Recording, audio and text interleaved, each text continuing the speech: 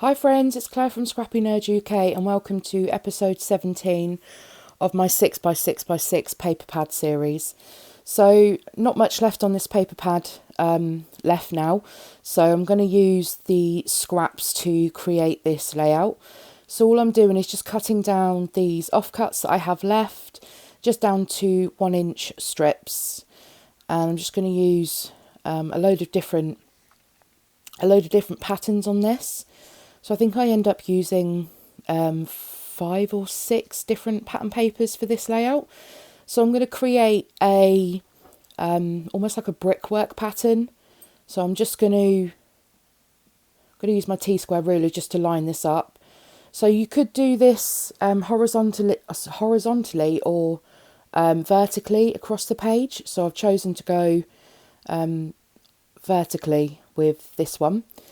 So I'm just using different size strips and just going to lay these down in a staggered order, almost like a brick pattern. So you could make the strips shorter if you want to.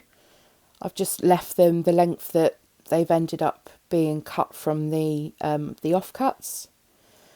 And I'm going to create 2 strips. So I'm going to have one to the left. And I'm going to create, when I've done that, it looks a bit empty on the right hand side, so I'm going to put another layer down the right as well, and I'm just sticking them down, and then I'm just going to trim off the edges, anything that overhangs. I mean, this is a fairly easy technique to do, and it's a great way to use up the end bits of any paper pad.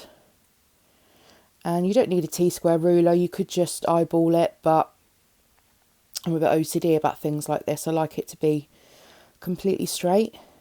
So that strip there is the last bit of that paper that I've got, and it's going on this layout. I don't like to waste anything, so I'm just alternating the patterns as well, making sure that there's an even spread of the patterns across the 4 strips. And then you'll see there that I'm just trimming the edges. That's just to get rid of the perforated line where it's been torn out of the paper pad. And then I realised that I'd run out of strips, so I'm just going to grab some more offcuts and just cut those down.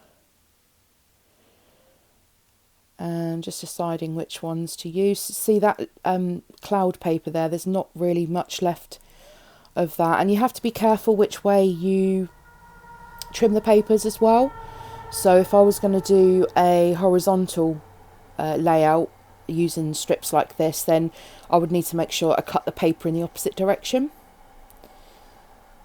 I'm just going to fill that bit in at the top there and just trimming them off. Now I was going to stitch through these, but my sewing machine is currently packed, so they are staying as they are. And you'll see here that I'm coming in on the right hand side just with one row of the patterns. And just deciding which one I want to go in the middle. I'm going to use the cloud paper again. And then just going to get those stuck down. So you'll see here it was fairly easy just to do all of that. And don't worry, I've not had an argument with hubby. It's not the reason I've taken my wedding ring off. My finger has somewhat swollen, so I've had to remove it. I hate not wearing my my wedding ring, but yeah, I didn't want to lose my finger at the same time. So I'm just scrapping a photograph of my sister, and I'm going to use this full coloured paper here just to put as a layer behind my photo. I've already matted it onto some white cardstock. And I'm just going to do an even layer all the way around with the white edge of the mat behind the photo. It was getting lost when it hung into the white area. So just putting a pattern paper behind it helps it then pop off of the white. And I'm just using some foam dots here to just to bump my photo up to give it some dimension. And these are great because they're quite thin, so it's not going to be too bulky in the album. And my photograph is going to sit there. So I'm going to do my title first, and then I'm going to start doing the embellishments. So you'll see here I'm really low in terms of embellishments that I have left in this kit. So this is the Chanel Glitter Girl collection, and I am determined to get as much of this used up as possible and call it done.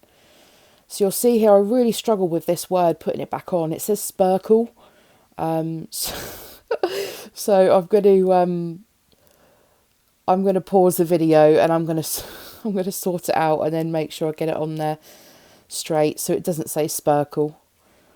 These foam words are a little annoying when you've taken them off the backing, trying to get them lined up straight again. There we go. So my title's going to be You Sparkle and Glitter. And you can see in the word there I am really low on those gold thickers, and you can't really do anything to Frankenstein them to make different letters, but all I've done is I've just taken a Z, or if you're American, a Z, and turned it sideways and made the word and I think it looks fine. So I'm going to use some of these little foam glittered stars in my title.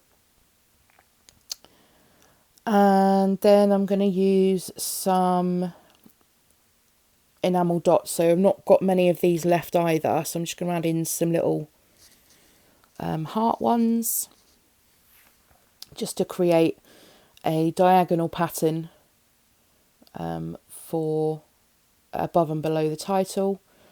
So this is where I'm really going to try and use up some of these odd stickers. So I've got a couple of stars, I've got a little word strip there, and I'm just going to try and cluster them together. And it was just getting a bit lost on the background, so I'm just going to use this little cut apart journaling tab, and I'm going to pop that down there, and then I'm going to layer that cluster back on top, and it helps it to pop a lot more.